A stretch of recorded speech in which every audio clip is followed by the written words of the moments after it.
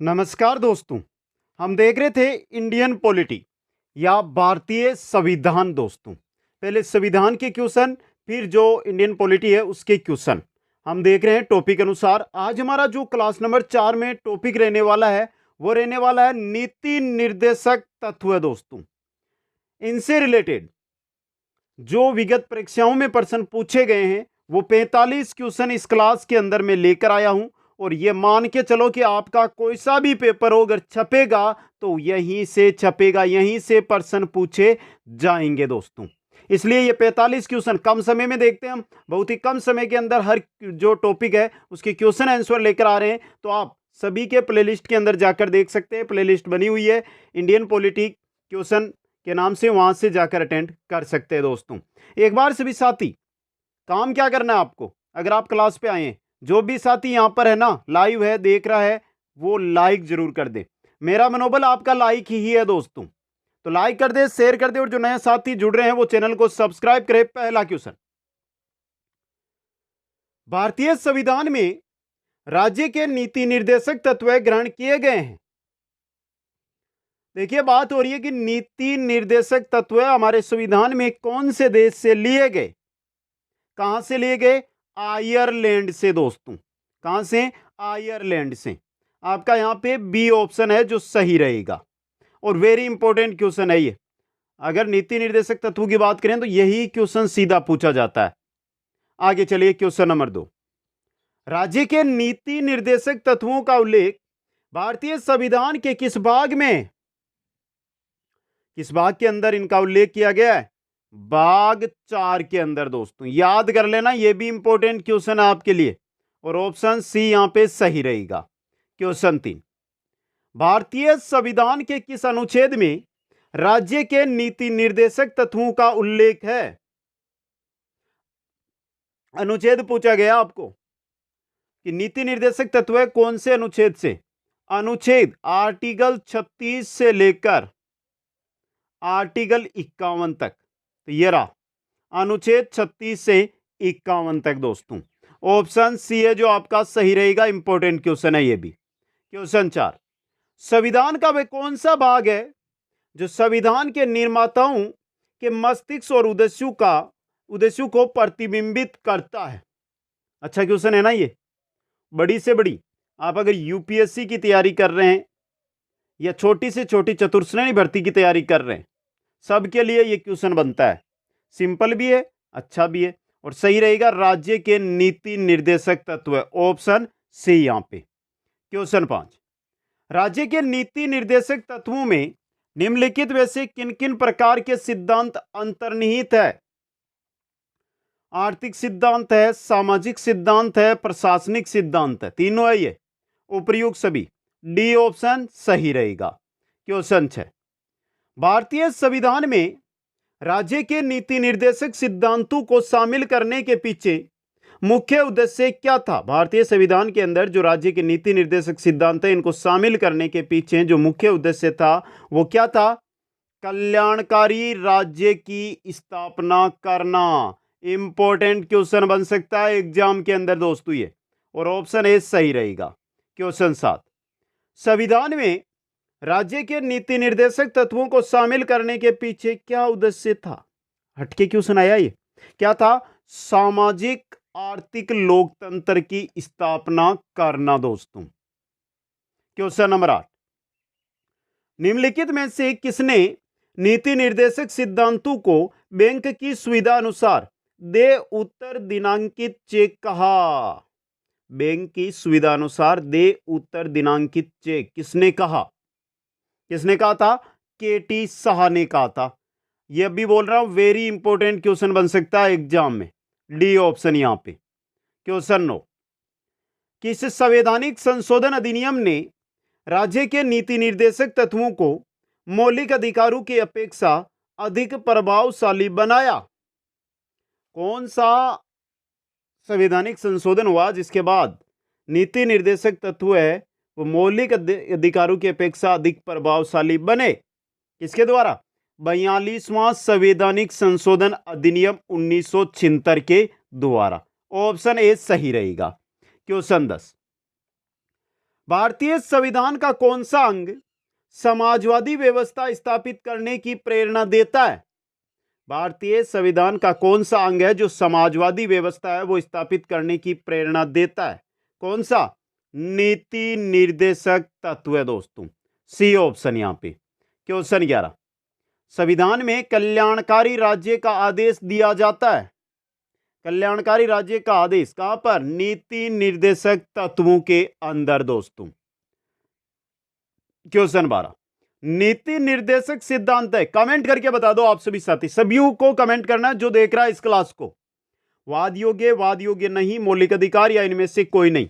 जो नीति निर्देशक सिद्धांत है कैसे है ये? क्या वाद योग्य है? नहीं, वाद योग्य नहीं है दोस्तों ये।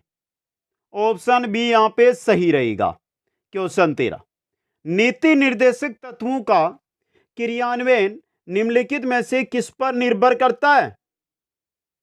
स्वतंत्र न्यायपालिका, राष्ट्रपति की इच्छा, सशक्त विपक्ष या सरकार के पास उपलब्ध संसाधनों पर? नीति निर्देशक तत्वों का क्रियान्वयन सरकार के पास उपलब्ध संसाधनों पर निर्भर करता है दोस्तों। ऑप्शन डी यहां पे सही रहेगा। क्वेश्चन 14, मूल अधिकार और राज्य के नीति निर्देशक तत्व में क्या अंतर है? क्या अंतर है दोस्तों? मूल अधिकार, मौलिक अधिकार और नीति निर्देशक तत्व, इनमें अंतर क्या है? अभी देखा था हमने, ये रहा। देखिए, मूल अधिकार है ना आपका, ये वाद योग्य है, जबकि राज्य के नीति निर्देशक तत्व वाद योग्य नहीं है। यही मुख्य अंतर है। इंपॉर्टेंट बन सकता है ये सीधा क्वेश्चन, और अच्छा क्वेश्चन भी है एग्जाम की दृष्टि से। आगे चलिए नेक्स्ट क्वेश्चन की ओर। क्वेश्चन 15, मौलिक अधिकार एवं राज्य के नीति निर्देशक तत्वों के विषय में कौन सा कथन सही है? मौलिक अधिकार एवं राज्य के नीति निर्देशक तत्वों के विषय में कौन सा कथन सही है?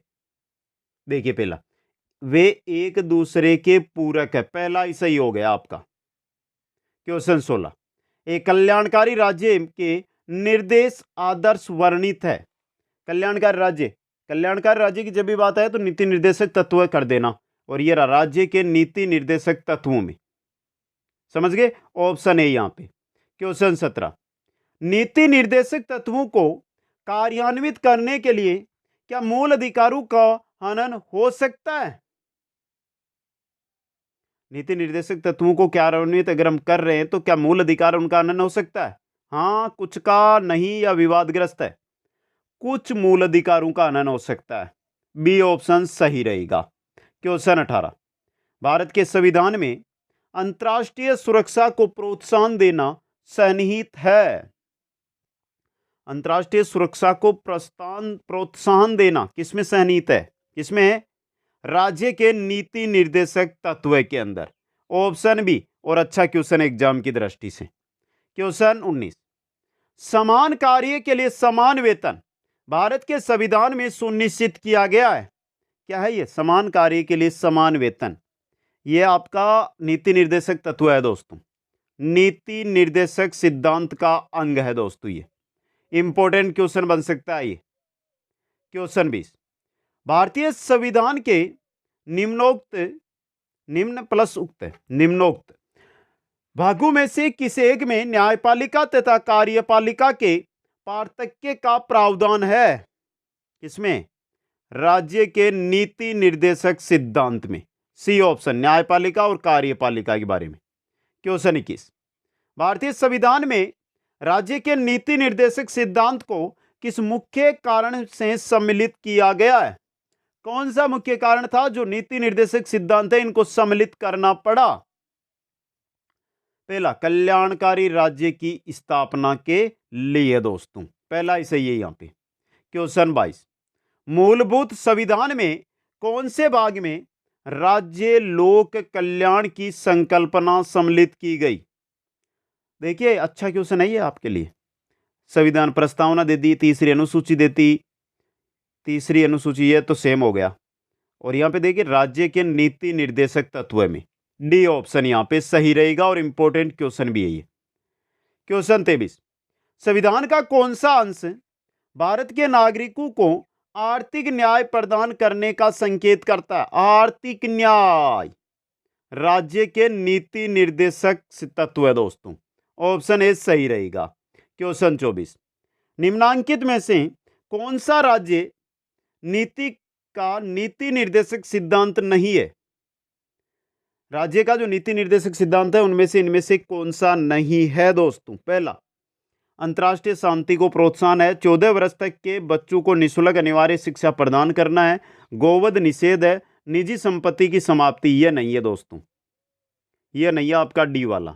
इंपॉर्टेंट क्वेश्चन ये भी। आगे चलिए क्वेश्चन 25, राज्य के नीति निर्देशक तत्व में क्या शामिल है जो मूल अधिकार में नहीं है? अस्पृश्यता का उन्मूलन है। आने जाने की स्वतंत्रता है दोनों में। धर्म की स्वतंत्रता है। कुटीर उद्योग को प्रोत्साहन, यह मूल अधिकार में नहीं है आपका। समझ गए? ऑप्शन डी सही रहेगा। क्वेश्चन 26, राज्य के नीति निर्देशक तत्व नहीं है। पहला, वैज्ञानिक मनोभाव के विकास का, यही नहीं है पहला ही। पोषार के स्तर को ऊपर उठाना है। कमजोर श्रेणियों के आर्थिक हित को बढ़ाने का है।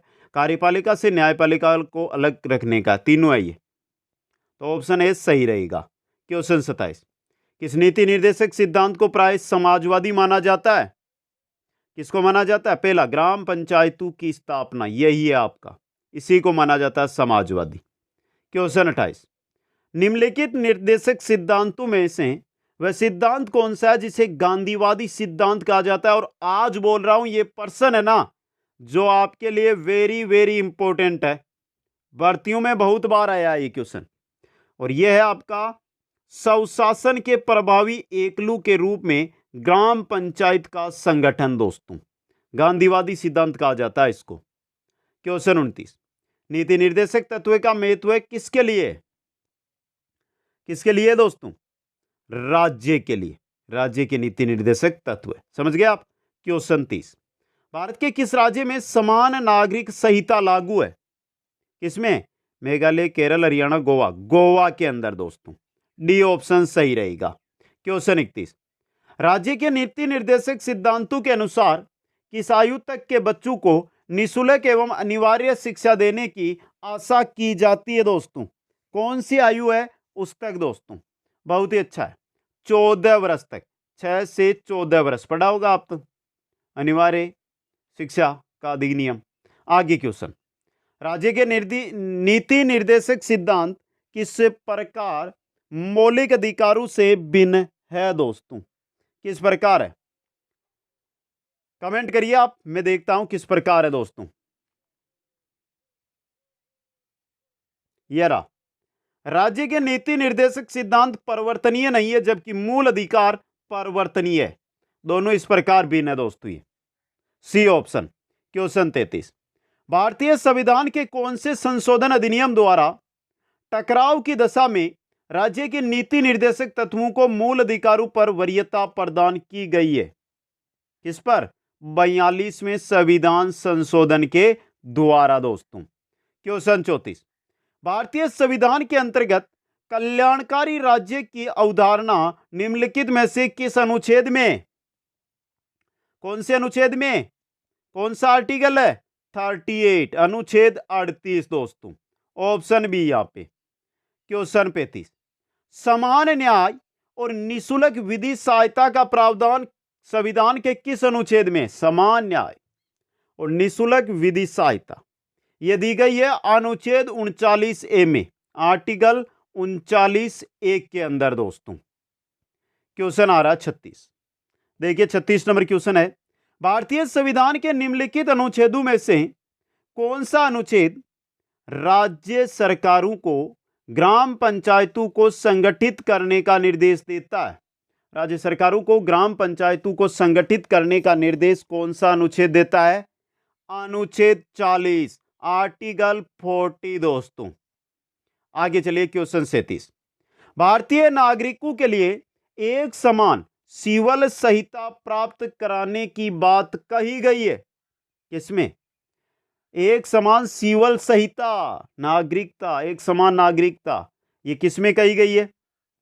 ये कही गई है अनुच्छेद 44, आर्टिकल 44 में दोस्तों। क्वेश्चन 38, संविधान के किस अनुच्छेद में न्यायपालिका का कार्यपालिका से पृथक्करण का उल्लेख किया गया है?